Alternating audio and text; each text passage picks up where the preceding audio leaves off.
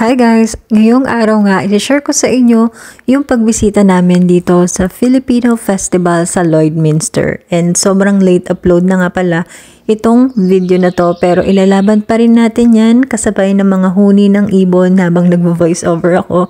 So, nung pagpunta nga pala namin dito, hindi namin ina-expect na magiging maulan yung weather dahil very pang summer yung aming atake, pero dahil meron naman tayong mga jacket at nahiram sa aking mga in-laws, is ilalaban pa rin natin ang Filipino Fiesta dito sa Lloydminster. And dahil sobrang excited nga ako dahil nga Filipino Festival ito, and this is our first time with Nero, and third time na din pala ito ni Daddy. And syempre, hindi lang naman mga Pilipino ang nandito, meron ding iba't ibang lahi. And super nag-enjoy talaga si Nero dahil syempre kasama niya yung mga pinsan niya and nakipaglaro siya dyan sa aso na iyan.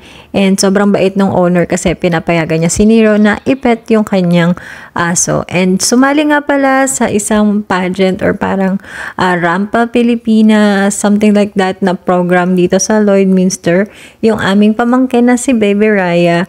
And sobrang ganda talaga. And meron talaga silang iba't ibang booth na pinaghandaan like every province sa Philippines. And sobrang pinaghandaan talaga nito, like pati yung mayor ng Lloydminster talagang suportado itong program na ito ng mga Filipino dito sa Lloydminster. And ayan, kasama ni Nero ang kanyang mga pinsan, and sa point na to talaga magiging proud ka na isa kang Filipino dahil sobrang pinapahalagahan talaga dito, especially sa Lloydminster, yung kultura nating mga Pilipino. Talagang yung mga kagamitan ng ating mga indigenous people sa Philippines ay nadala pa rin nila hanggang dito sa Canada. Kaya sobrang galing talaga ng mga Pilipino.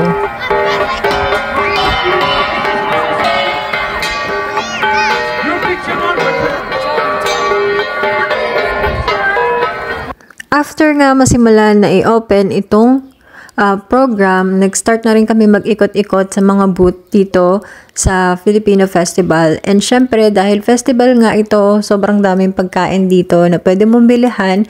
And sobrang namiss ko talaga ang Pinas dahil sa dami ng street foods na pwede mong bilihin dito sa lugar na to.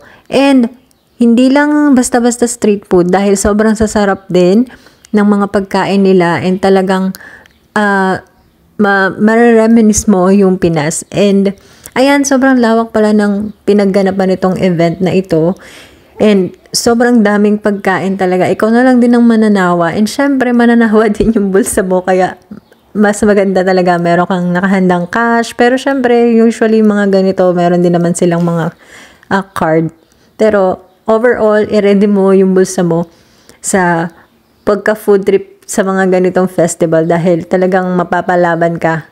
And hindi lang Filipino food yung mga nandito, meron ding Chinese food, Vietnamese food, and syempre tinraydan natin yan. And sobrang sarap din itong vermicelli ng isang Vietnamese restaurant na may booth dito, which is yung chopsticks. And sobrang sarap niyan, ngayon ko lang natikman yan, talagang mapapaulit ka. So habang kumakain kami, in-enjoy lang namin yung moment, and syempre inulan na din kami dyan dahil inaantay din namin yung Rampa Filipina na eksena ng aming mga pamangkin dahil syempre susuporta tayo dyan. And kahit sobrang lamig and sobrang mahangin, alam mo yun, umuulan, super duper cute pa din yung aming mga pamangkin, and lalo na si Baby Raya. Ayan, talagang super duper cute ng kanyang pagka-smile, and talagang natin siya sa camera, talagang beauty queen ang datingan. Sobrang cute. At kung mapapansin nyo nga, at talaga namang ayaw pa magpaawat, talaga nakatitig lang sa camera at ayaw pang umalis sa kanyang puwesto. And ayun lang. And hindi man pinalad si Baby Raya o si Kuya Joseph dyan, pero alam ko nag-enjoy naman sila dyan. And after nyan, nag-food trip na naman kami. I-check nyo tong The Priory Diner dahil sobrang laki ng kanilang empanada. Talagang mabubusog ka. And especially itong chow bao na favorite namin dito sa Lloydminster. And ayun lang naman, dito na namin tinapos yung aming Filipino Festival dahil sobrang lamig na din, hindi na din namin kinakaya. And kawawa naman din si Nero, baka magkasakit. Kaya babalik na kami sa bahay ng aking mga in-laws para magpahinga.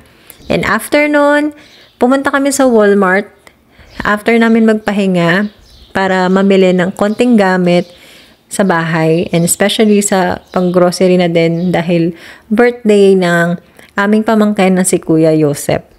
And naglaro lang dyan yung aking mga pamangkin habang kami ay nagpe-prepare ng aming birthday celebration kay Kuya Joseph. And ayan, nag-start na nga na kantahan si Kuya Joseph ng happy birthday and ginawan ko din siya ng kanyang cheesecake para naman meron siyang pang candle blow. Actually, it's advanced birthday celebration ito.